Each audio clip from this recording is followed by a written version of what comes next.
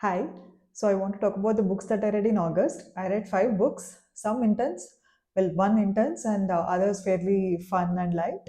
So let's talk about them. First, I want to talk about this, My Friends by Fredrik Backman. It is so good. I mean, I love Fredrik Backman. I've said it many times before, but this book is such a uh, heartwarming tale, like most of his books are. And I really don't know how he gets into the head of a young adult so beautifully, so effortlessly, and talk in that tone, write in that tone. And all his books, all his prose, they read like poetry. And this is such a nice book, and it has so many, like, it's a very simple story, but it is said in such a beautiful way. It seems convoluted at times, but never tedious, never boring or anything like that.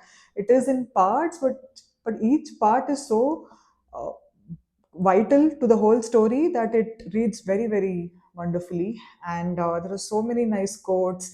There are so many quotes of other poets and other artists, and it's just about, like, I think the center point was just art. So which is, that is why I think I really liked it so much. And I've even quoted how many different ways he describes what is art, which is beautiful. And it is quite intense. It is, it can, like, break your heart open. I was actually a little glad to find that out, because last month or previous month I read a few fairly emotional books and I didn't feel much. I thought, okay, maybe I have lost that. But this kind of reinforced my belief in myself, in my emotional abilities, that I am still able to feel that from a book. And I'm very thankful to Frederick Backman for that. It's his, I think, again, it's his best so far, because it's his latest. And so other books are like fairly fun and easy breezy ones. So I listened to three audiobooks actually this time. And so this was the first one. This is called The House in the Cerulean Sea by TJ Klune. And this was on my list for the longest time. I have actually, I think this is in many of must read books and many book club recommendations also. It's such a nice story.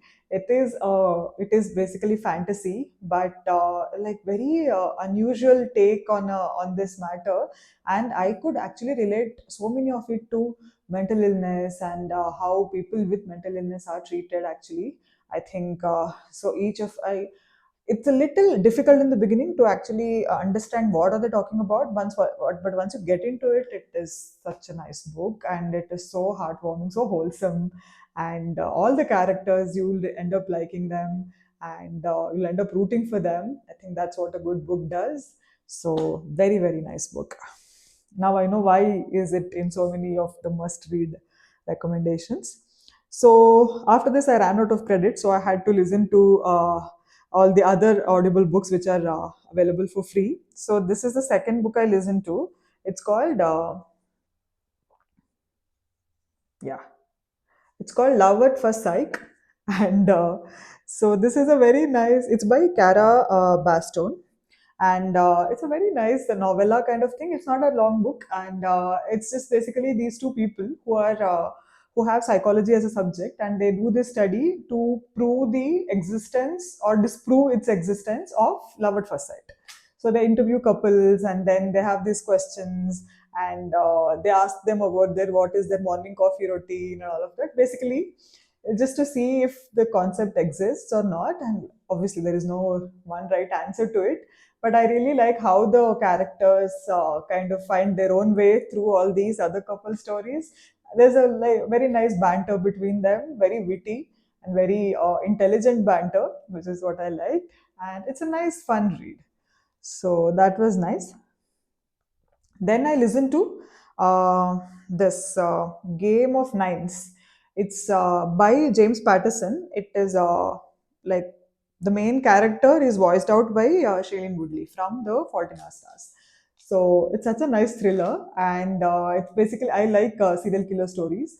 And so this is a very, very different take on it, and it will keep you on edge, and it's not very See, to narrate a thriller story on Audible is a difficult job. To keep the attention going and to not mess it up, not give too many details or not give too little details as to like the listeners don't really understand what is going on. It's a task, and they have done it so well. So you will never get bored. You will also not feel overwhelmed by what too many things happening. There's just one clean cut story, but then there are like so many different layers to it, and Shailen's voice is amazing. So it's a very nice thriller. If you're in a rut, if you want to get out of it, usually I either read chick lit or I read thriller. So, but this is a very nice kind of sorbet. So the last book I read is on my Kindle. It's called "What I Was Doing When You Were Breeding" by Kristin Newman. It's a memoir basically. It's a travel memoir, and this author is actually a comic writer. She was on the teams of How I Met Your Mother, That 70s Show, so you know that she is funny. And the book is also very funny, and so basically it describes the various countries she has visited, but not in the typical travel this thing way, which I don't like at all, but basically her own personal take on it, the people she met, and also the love life and all the other aspects that come to it. And I found it a little jarring somewhere, because I think some of the references were a little.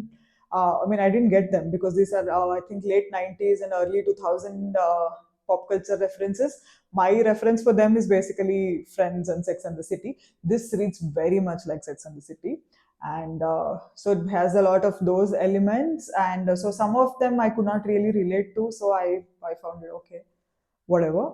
But it's a very different take on how to actually describe a journey or travel a different city, and how actually how do you, you know, catch hold of the feel of a city, of a place, by how do you, like, it's a very different take on it. There are many different takes on how to actually get the essence of a city when you travel. So this is one approach I felt, and so it was a nice take, and it was a little different from the other travel books that I had read, so I liked it. So yeah, these are the books that I read in August, and September books I've already started.